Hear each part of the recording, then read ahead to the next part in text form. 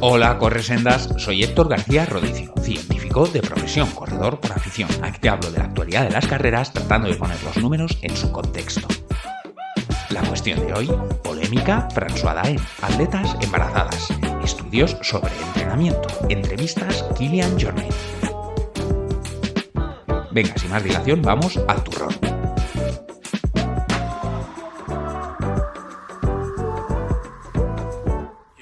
Pues 4 temas. Tenemos esa polémica de François Daen, que enseguida conocemos, si es que no estamos al tanto ya. Atletas embarazadas, esto es otra cuestión, ahora enseguida lo vemos.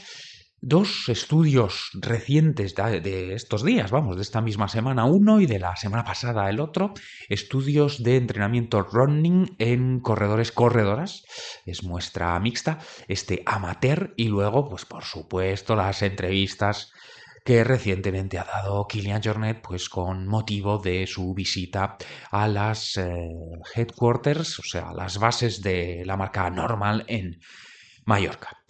Vale, François Daen, supongo que no hace falta presentarle, es corredor de Salomon, tiene ya resultados allá por el año 2006, o sea, 20 años, ha ganado 3+1 veces el UTMB 100 millas, y digo 3+1 porque una de las victorias pues fueron 105 kilómetros. O sea, hubo que cortar o modificar buena parte del recorrido, entonces no sé si es la 100 millas, ¿no? Por excelencia, y 100 kilómetros pues se queda bastante lejos de aquello. Bueno, en fin, siendo estrictos, sí es verdad que ha ganado 4 veces, no sé cuántas veces ha ganado también la Diagonal de Fu o Grand Raid Isla Reunión, tiene también o ha tenido, porque algunos se los han quitado, se los han batido. Mejor tiempo conocido, o sea, fastest known times en rutas míticas, como por ejemplo va a tratar esta temporada de recuperar su récord en el GR20, que si no me equivoco es un sendero que cruza toda la isla de Córcega, que pertenece a Francia, de donde es él, y bueno, pues como las islas del Mediterráneo, como puede ser, mira, antes lo hemos mencionado, Mallorca y la Sierra de Tramuntana, pues es roca caliza, entonces es un terreno muy complicado, y parece ser que esta ruta que atraviesa de lado a lado Córcega, pues es muy técnico, porque creo que es del orden de 30 horas el récord, el que tuvo, el que es vigente actualmente en ese entorno, 30 horas, y por ejemplo, pues las 100 millas de UTMB pues son 20 horas por redondear, y 21 y pico por redondear es Jarro, por ejemplo. Bueno, ajá, entonces este hombre, que ya todo el mundo lo conoce seguramente, pues ha publicado un polémico, controvertido, post en su Instagram. Y entonces dice, o la pregunta, él ya tiene respuesta, ¿no? Pero bueno, lo formula en forma de pregunta, dice, ¿es sostenible correr ultras todo el año? O sea, dedicarte a correr ultras de montaña y estar haciendo competiciones al más alto nivel desde enero hasta diciembre, ¿es eso sostenible en el largo plazo? O sea, ¿qué impacto supone para el cuerpo, para la mente, la preparación de una sola de esas carreras? Entonces, si haces eso varias veces en un año y durante varios años, ¿cuán longeva será tu carrera deportiva con este planteamiento? Bueno, esa es su pregunta.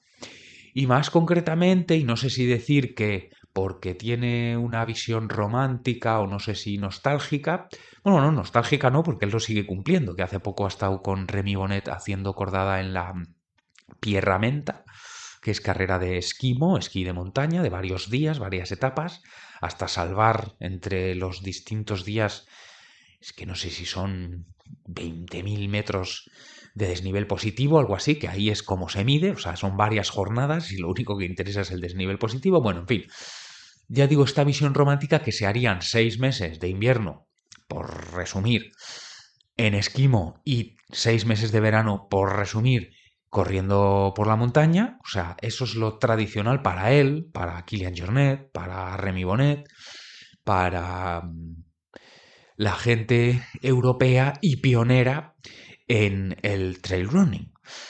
O sea, quienes subían al podio de UTMB pues hace 10 años, por redondear, era esta gente que, ya digo, se hacía sus 6 meses de esquí de montaña en el invierno y sus 6 meses de correr en montaña en el verano. Y de hecho, pues Kilian Jornet en entrevistas antiguas, ¿no? Cuando era un jovencito, que después, mira, vamos a retomar esta cuestión, o sea, Kilian Jornet y entrevistas, pues él decía siempre que empezó a correr por montaña como entrenamiento en el verano para el esquí de montaña de invierno, que era su deporte principal. Bueno, total que François Daen dice, venimos históricamente de hacer los 6 meses de esquimo y después afrontar la temporada de trail running.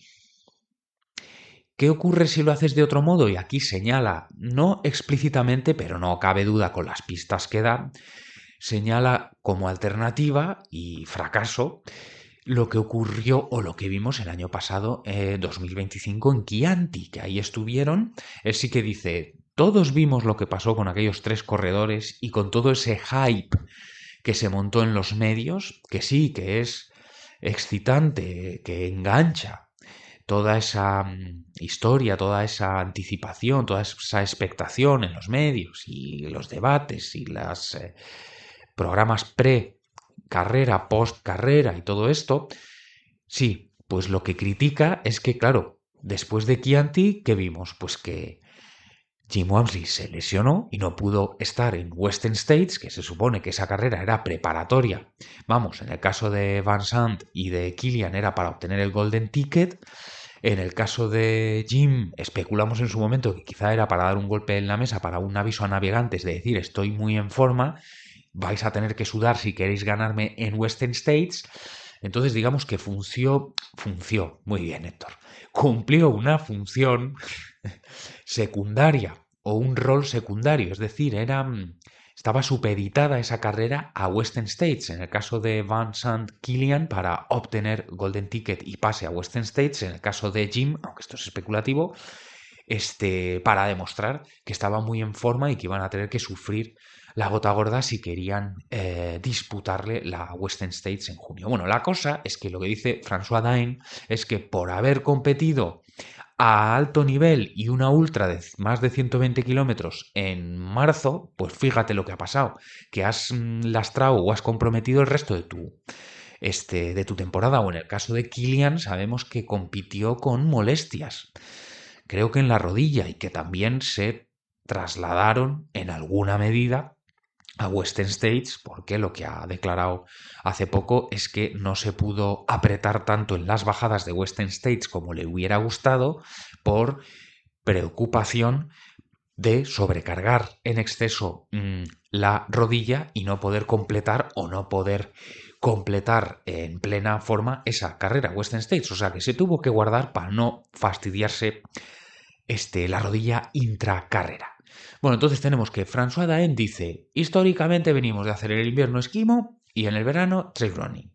Como quieras hacer la alternativa, que es estar corriendo ultras a alto nivel durante todo el año, pues lo que vas a hacer es que la misma temporada en que hagas eso no va a ir bien, porque la vas a saturar, vas a gastar balas, vas a arrastrar molestias, lesiones que no te van a permitir completar lo que has programado y no digamos ya en el largo plazo, pues sostener eso 2, 3, 4, 5, 6 años, pues sería inviable. Entonces, este es el debate que él plantea, con crítica velada o más o menos explícita a lo que vimos en Chianti. Seguramente también está pensando en Trans Gran Canaria, que se ha convertido en otra de las grandes ultras de principios de año. No sé si está por ahí Hong Kong o Mount Fuji. Mount Fuji no, yo creo que esa todavía tiene que celebrarse. Bueno, este es su debate que plantea y yo veo que hay puntos donde le doy la razón y otros donde no. Entonces, ¿dónde sí estaríamos de acuerdo humildemente? Ya ves tú qué valor tiene mi opinión al lado de una autoridad como es François Daen en el deporte de montaña. Lo que yo humildemente coincido con él es que efectivamente una temporada, solo una temporada de carreras ultra de más de 120 kilómetros, por poner el umbral en algún sitio, que quieras hacer varias, que estén distribuidas a lo largo de los 12 meses del año y quieras competirlas a alto nivel, o sea, a tu máximo nivel, pues yo creo que eso, que una temporada así es difícil, múltiples temporadas así es imposible. O sea, en eso creo que tiene razón. Ahora, creo que peca de un sesgo romántico, ya hemos dicho, o no sé si decir europeocentrista, de que la temporada deba necesariamente construirse así o configurarse así. 6 meses de esquimo, 6 meses de correr por la montaña. Y de hecho, aquí en su post de Instagram contesta Francesco Pupi discutiéndole. Claro, y dice, pues yo no hago esquimo y yo compito todo el año. Y dice, y esa es precisamente la belleza o la gracia o una de las ventajas de nuestro deporte, que podemos configurar calendarios cada año, un año y al siguiente, muy variopintos, muy distintos entre sí, y por lo tanto hacerlo pues motivante. Y por lo tanto también garantizar una carrera longeva en tanto que estás motivado, ilusionado por afrontar cada temporada en la medida en que esa temporada, pues eso, no se parece nada en la anterior, ni se parece nada a la siguiente. O sea que donde eso de competir durante todo el año, que es lo que critica Daen, donde él ve un problema, Francesco Pupi ve una oportunidad, ve una ventaja del trail running. Claro, pero lo que también dice Francesco Pupi es que precisamente para poder correr durante todo el año, en entrenamientos, bueno, esto no sé si lo llega a decir, pero vamos, me consta que él, una parte relevante de su volumen semanal en horas, por ejemplo, es en bicicleta de carretera. De hecho, hace 2 o 3 años se cayó, se rompió el hombro o se hizo una fractura en no sé qué hueso. Bueno, le tuvo parado media temporada un accidente con la bicicleta, por ejemplo. Entonces me consta que buena parte de su volumen lo hace en bicicleta, o sea que podría ser el equivalente a ese esquimo. Pero bueno, es verdad que no deja de correr en todo el año Francesco Pupi, o sea, en eso es distinto, digamos, al modelo clásico, donde es que no te ponías una zapatilla de correr en los 6 meses de invierno. Modelo Daen, modelo clásico. En eso sí es verdad que es distinto, pero y luego, claro, que lo que sí dice Francesco es que si esa temporada es sostenible de correr de enero a diciembre es porque estás haciendo distancias muy diferentes y las ultras son las menos. En el calendario, pues quizá hay dos del entorno de 100 kilómetros en el caso de Francesco Pupi, por ejemplo. Este año va a hacer Western States, 14 horas por redondear. Nunca ha corrido tanto. Claro, si haces como él ha hecho, por ejemplo, estas navidades, en diciembre ha hecho un 5K de asfalto, vale. Si haces, no sé, la media maratón de Chianti o la media maratón de Transgran Canaria, vale. Después te haces la Western States. A final de año igual te haces la OCC, yo qué sé, o este Festival de Templier. Pues, en fin, si juegas con las distancias duraciones, pero desde luego hacer ultras todo el año, yo creo que ahí tenemos que darle la razón a Daen, que no es sostenible una sola temporada, no digamos ya múltiples temporadas, pero es verdad, y en esto tendría razón Francesco Pupi, no necesariamente has de configurar tu calendario con la estructura clásica de 6 meses esquimo, 6 meses montaña, correr de montaña. Bueno, lo dejamos, que creo que me estoy repitiendo. Vamos a los siguientes 3 temas.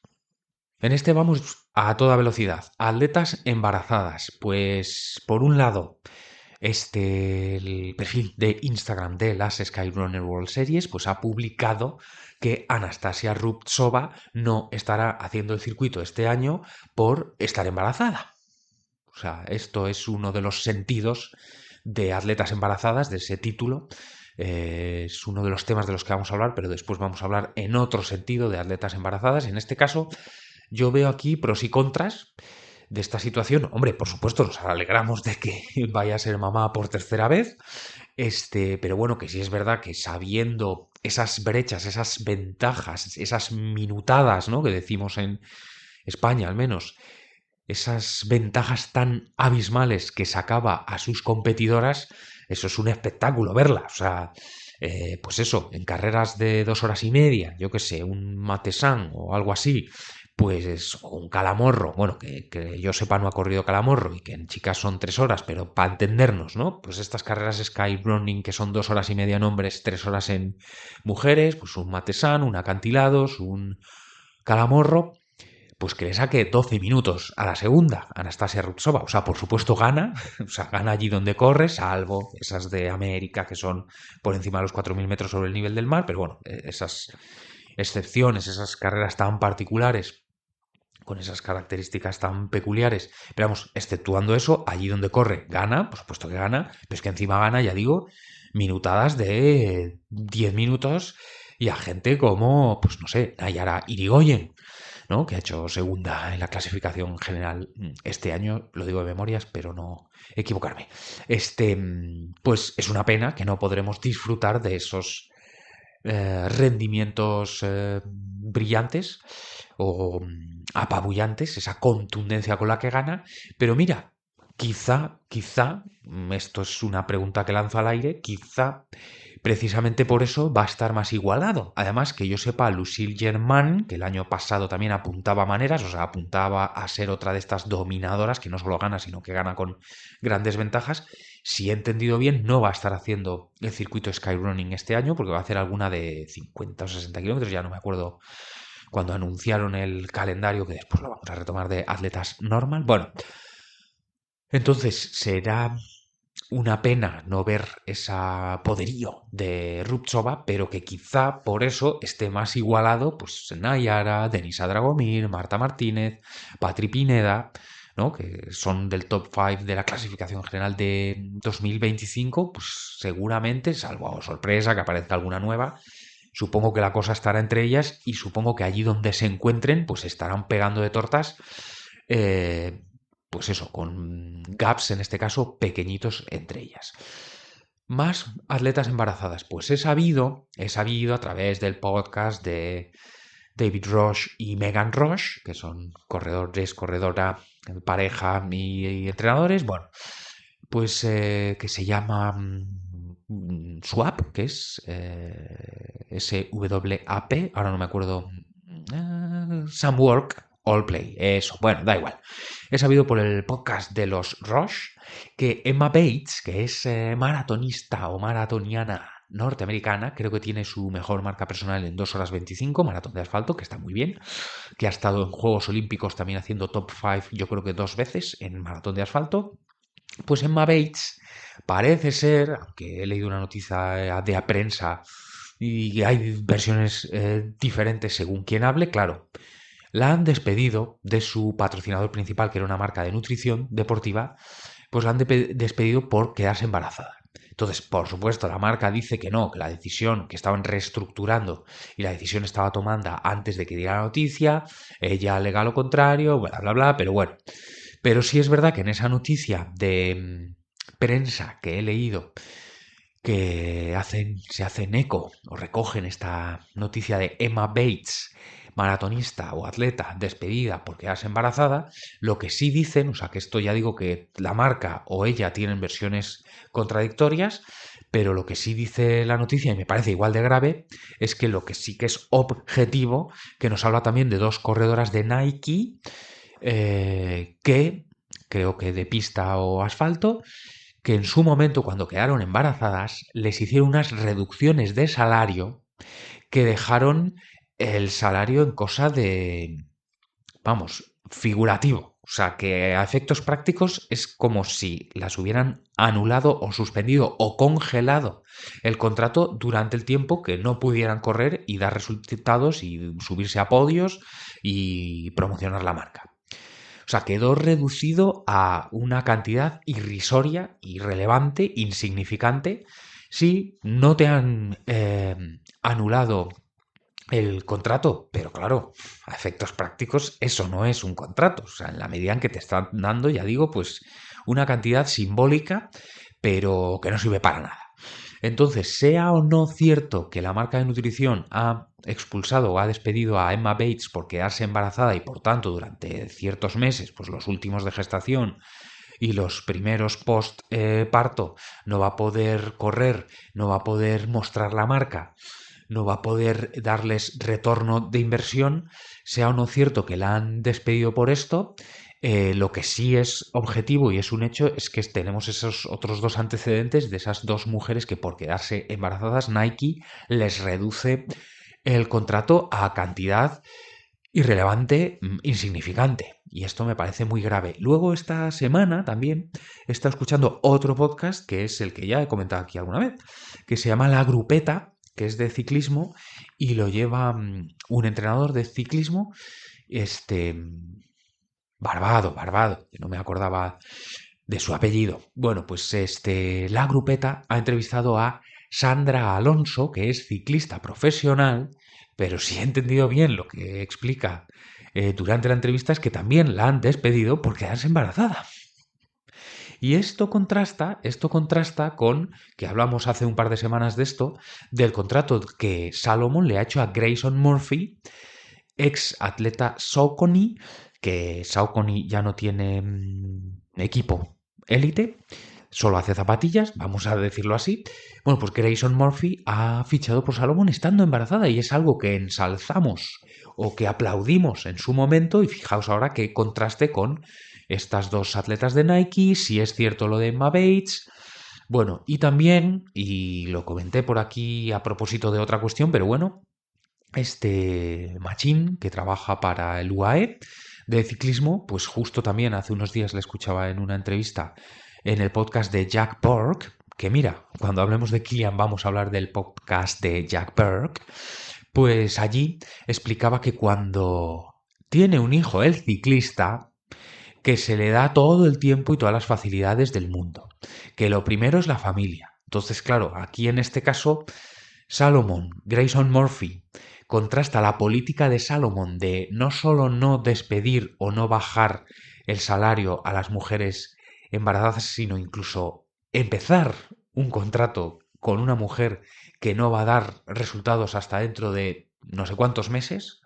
O sea que me parece muy loable eso, que algo que debemos aplaudir y debemos otras marcas deberían imitar, y me ha parecido eso una demostración muy interesante para, ya digo, aviso a otras marcas, aviso a navegantes de decir, oye, esto se puede hacer, nosotros lo hemos hecho, estaría bien que les copiasen. Pero claro, y luego tenemos pues otro ángulo más, que es lo que hace el UAE con hombres que tienen hijos. Claro, me gustaría ver qué hacen esos equipos ciclistas que cada vez más tienen no solo el equipo de desarrollo que se dice, donde están los chavales sub-23, sino el equipo femenino, que yo sepa el UAE no tiene equipo femenino, me corregís si me estoy equivocando, si estoy metiendo la pata. Claro, me gustaría ver si Machín en el UAE femenino, caso de que lo hubiera, tendría también esa empatía. O sea que tenemos atleta despedida por quedarse embarazada, atleta contratada estando embarazada y hombres contratados a los que se le da permiso de paternidad.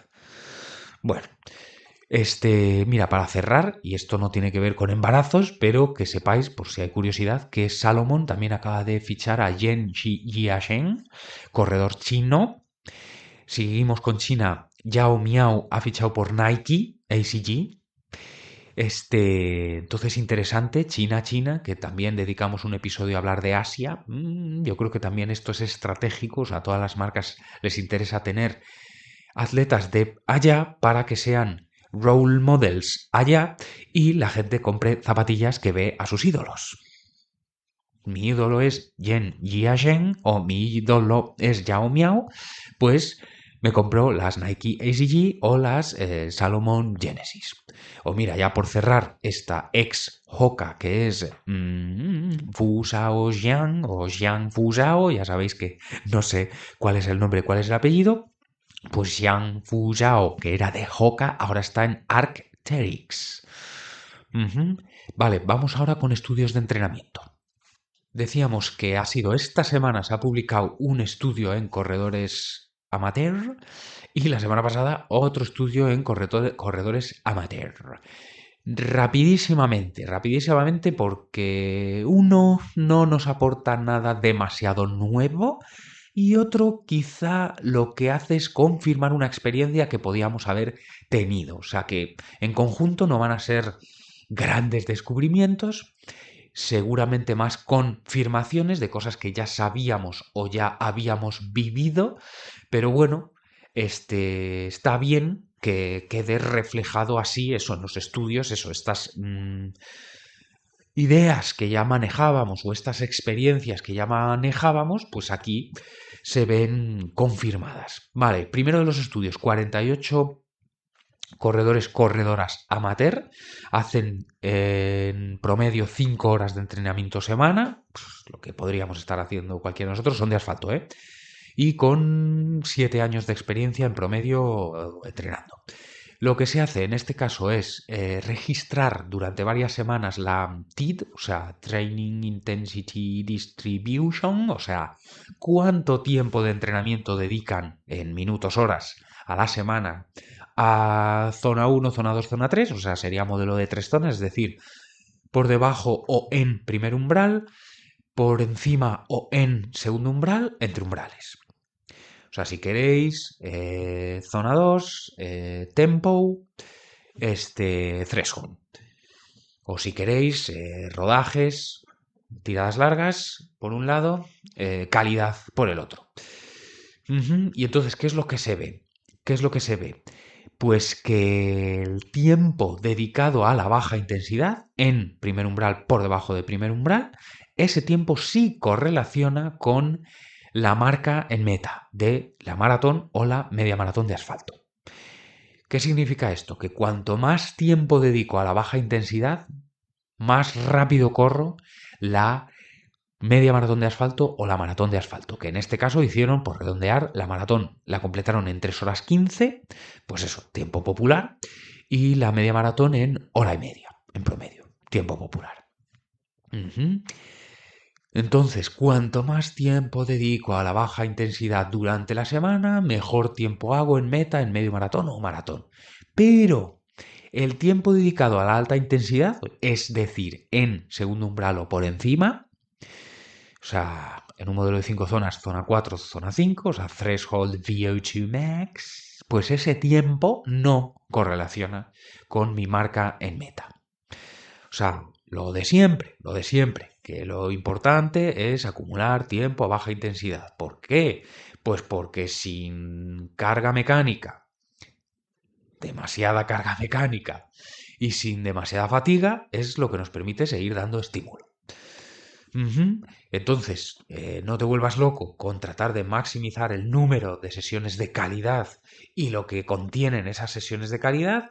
Se trata de la consistencia y acumular horas todas las que puedas. Y para eso, lógicamente, pues vas a tener que recurrir a la baja intensidad porque tiene menor impacto mecánico. Y esto se puede matizar, pero lo dejamos así. Y menos fatiga. Vale. Y el primero eran 48 personas que entrenaban unas 5 horas semana, ¿vale? Y el otro son 37, también hombres y mujeres, y aquí para tener una medida de su nivel lo que nos dan es el consumo máximo de oxígeno, que en hombres fue en promedio 56 mililitros kilo minuto, en mujeres 51 mililitros kilo minuto. O sea, está bien, está bien, está bien. O sea hombre o sea mujer, está bien, sobre todo mujer, la verdad, 51, está muy bien. Bien, vale, y en este caso les van a hacer, valga la redundancia, o sea, les piden hacer 2 tipos de entrenos y de 2 maneras diferentes. Cada persona creo que va a hacer 2 entrenos de cada tipo. Claro, sí. Y con 2 métodos, sí. Bueno, lo explico, ahora lo vais a ver. Es que claro, sin representación gráfica, ahora lo vais a entender. Les piden hacer un easy run, un rodaje, que son 45 minutos suaves, ¿vale? En asfalto también, por ciudad, ¿vale? Y les piden hacer un entreno de calidad, que es 5 por 800 metros con 90 segundos de recuperación. Pues por redondear, 5 por 3 minutos a intensidad threshold. O sea, un poquito menos de lo que podrías dar en 800 metros o en 3 minutos. O sea, un tipo de entreno es 45 minutos suaves, Otro tipo de entreno es 5 por 3 minutos a intensidad threshold. Vale. El primero, rodaje de 45 minutos, lo van a hacer una vez basándose en ritmos, otra vez basándose en frecuencia cardíaca. El entreno de calidad, el workout, lo van a hacer una vez basándose en ritmos, otra vez basándose en frecuencia cardíaca. Vale, ahora ya se ve. Hay dos tipos de entrenos y dos métodos para monitorizar intensidad. Y lo que miden los investigadores, que es un equipo español, por cierto, de investigación, el otro creo que era italiano, ¿vale? Lo que miden es del tiempo de la sesión cuánto pasas a la intensidad prescrita. O sea, el porcentaje de fidelidad o de ajuste a la prescripción. Si tengo que ir suave, 45 minutos, ¿he ido 45 minutos suave o solo 42 minutos o solo 39 minutos? Si tengo que hacer 5 por 3 minutos threshold, 5 por 3 son 15, ¿he estado 15 minutos ahí o 13 minutos o 12 minutos o 9 minutos? Esto es lo que miden. Si fueran 15 minutos es 100% de ajuste o de fidelidad a la prescripción. En el otro caso, si son 45 minutos suaves, sería 100% de fidelidad a lo prescrito. Vale, en los rodajes, cuando usaron frecuencia cardíaca, 85% de fidelidad, cuando usaron ritmos, 69% de fidelidad. 85 versus 69. ¿Qué significa? Que para rodajes, los dos métodos, frecuencia cardíaca, pulso, están bastante bien porque pasan más de 2/3 de la sesión a la intensidad que toca, pero especialmente el pulso. Ha funcionado casi de 10. 8,5, notable alto. 8,5. Y en el otro caso, 6,9 sobre 10. Vale, y nos vamos al workout, al 5 por 3 minutos. Vale, pues aquí ha sido 41%, 27%. 41% con pulso, 27% con ritmos. Claro, aquí lo que estamos viendo es que ninguno de los dos métodos es útil para ir a la intensidad que toca. Pues seguramente eso, que te cuesta hacer subir el pulso, que no se pase el pulso. Quizá estás más preocupado de mirar el pulsómetro que de concentrarte en el gesto de correr, en la cadencia, en la longitud de zancada, no lo sé. Y 27% nada más, o sea, suspenso. Bueno, suspenso en los dos casos, o sea, es menos de la mitad del tiempo a la intensidad que toca, sea pulso, sea ritmo, pero es que el ritmo es 27% nada más. Pues lo mismo, igual es que estás más mirando el reloj que concentrándote en tu postura, en la frecuencia de zancada, en la longitud de zancada, no lo sé. O sea, ninguno de los dos funcionó. Y oye, que son amateur, pero 56 y 51 mililitros kilo minuto. O sea, que en hombres eso te da para 40 minutos en 10K. Por ahí tiene que andar, que no está mal, no está mal. A ver, quienes corráis en 31 minutos en el 10K o en 29, pues pero vamos, que para el común de los populares, pues eso, correr en 40 minutos, que sea más o menos, así grosso modo, podría ser la conversión de 56 mililitros kilo minuto. Entonces, o sea, que no es gente que haya empezado ayer. Y entonces es interesante que para rodajes el pulso va fantástico y para alta intensidad, pues yo diría RPE, rating de percepción de esfuerzo. O sea, esto no es lo que se deduce, pero lo puede sugerir el resultado. Bueno, vamos con lo último. El equipo normal, y esto incluye atletas élite, pero también, claro, fotógrafos, videógrafos y luego gente también de la marca Camper / Normal. Bueno, se han juntado todos pues en la sede de Normal Camper que está en Mallorca. Entonces allí han hecho eventos, han hecho una carrera y han hecho photoshooting, me imagino que para ir sacando a lo largo del año, pues en los perfiles de Instagram de Joyce Ñeru, de Helusin El Achawi, Lucille Germán, Kilian Jornet, Emily Forsberg, bueno, en fin, pero con motivo de esto, pues han concedido Kilian, mejor dicho, ha concedido 3 entrevistas. 10 minutos, 10 minutos, 10 minutos cada una.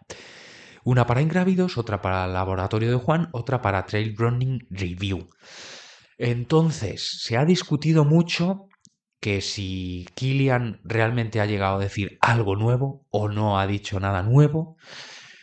En definitiva, que si tienen contenido o no esas entrevistas o son un mero trámite, que si se ha preguntado preguntas incisivas, pertinentes, si se ha ido al grano, si no se ha ido al grano, si él se ha ido por las ramas, si no se ha ido por las ramas. Ya digo, se ha discutido mucho si aporta algo o no sus respuestas o estas entrevistas.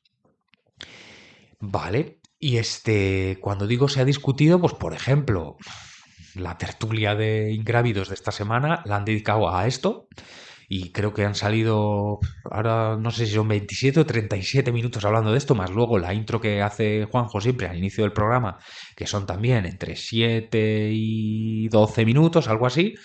Suele ser, en este caso creo que también ha sido por ahí, 10, 11, 12 minutos, la ha dedicado en buena medida a esto. En ese sentido digo que se ha discutido mucho y luego, claro, si te vas a las distintas plataformas, especialmente YouTube, no sé por qué YouTube tiene esa tendencia de generar muchos comentarios, o sea, no es habitual ver pues más de 30 comentarios en Spotify o iVoox y sí puedes verlos fácilmente en YouTube de Ingrávidos, por ejemplo. Bueno, pues sea el espacio de comentarios o sea el propio programa Ingrávidos, pues ya digo que en esos distintos foros se ha hablado mucho sobre si sí, si no. Por cierto, la entrevista de Ingrávidos a Kilian Jornet en YouTube, 68.000 reproducciones esta mañana, según grabo esto, 68.000.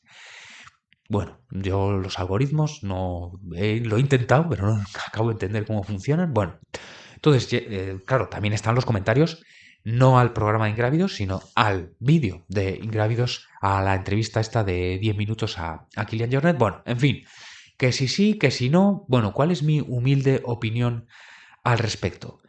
Claro, hay que entender que no está en su medio natural Kilian Jornet. O sea, efectivamente esto lo ha hecho por contrato, por obligación, por responsabilidad respecto a la marca, de la cual él es socio mayoritario, o sea, tiene el 50% de la inversión inicial que se puso para sacarla adelante. Esto ha sido un trámite, pero no es que no le guste dar entrevistas. O sea, lo que no le gusta es, con perdón, hacer el pelele o alimentar. Pues claro, esto que sí, claro, que a nosotros fans del deporte pues nos gusta mucho, pues el hype, de que hablaba también François Daen, el hype, la previa, la post, el discutir si se ha equivocado, si no se ha equivocado, si viene en forma, si no, qué se le pasó por la cabeza, cuando hizo este adelantamiento, cuando fue adelantado, bueno, pues toda esta comidilla, pues a fans del deporte pues nos gusta mucho, pero a los deportistas, pues a algunos especialmente, pues no les gusta tanto o no les gusta nada. Pero no es que no le guste dar entrevistas a Kilian. Y la prueba es las que voy a enumerar enseguida. Estuvo en el canal de YouTube de Stephen Seiler o de YouTube de Stephen Seiler hablando 1 hora y 5. Estuvo en el podcast Training Science Podcast con Paul Lauersen 1 hora y media. Estuvo en The Uphill Athletes hablando 1 hora y cuarto. Estuvo hace poco en Any Surface Available 1 hora 35. Y estuvo en el podcast How to Become a Professional Cyclist 2 horas y media. 2 horas y media hablando allí. O estuvo también 40 minutos en Talk Ultra. Bueno, el Talk Ultra este es de Ian Corles, que es fotógrafo de montaña. Ahí habló de su proyecto en Pirineos. Estuvo en el canal de YouTube de Stephen Seiler, que es investigador. Origen estadounidense, pero residente desde hace no sé ni cuánto, más de 20 años en Noruega. El padre del concepto de entrenamiento polarizado. Mira, antes que hablábamos de distribución del entrenamiento. del tiempo de entrenamiento, o de la intensidad, quería decir. Bueno, pues padre del concepto de entrenamiento polarizado. Training Science Podcast, pues ahí está Paul Lauersen. How to Become a Professional Cyclist es de Jack Borg. Y The Uphill Athlete es el antiguo podcast, ahora se llama Evoke Endurance, de Scott Johnston, el entrenador de Ruth Croft y Scott Johnston, Tom Evans, y también entrenador de David Goettler. Entonces, cuando David Goettler y Kilian Jornet fueron yo creo que es año 2021, porque todavía había que hacer cuarentenas en el aeropuerto y hacerse tests de coronavirus y llevar mascarillas y tal. Yo creo que fue año 2021 que habían hecho intento al Everest, David y Kilian, y claro, como Scott es el entrenador de David, pues fueron allí a explicarlo. Y estuvieron hora y cuarto. En Training Science Podcast estuvo hora y media, más de una hora con Stephen Seiler. Este otro de Any Surface Available es un podcast en italiano de Francesco Pupi. Francesco Pupi también es el host de Running Long. Ahí hablan en inglés, pero tiene su propio podcast donde estuvieron hace poco, mesa redonda, podemos llamar, y hablando en italiano. Yo empecé a escucharlo porque, claro, llegó un punto en que no. Yo dije, si tiene raíz latina, pero no me estaba enterando de nada.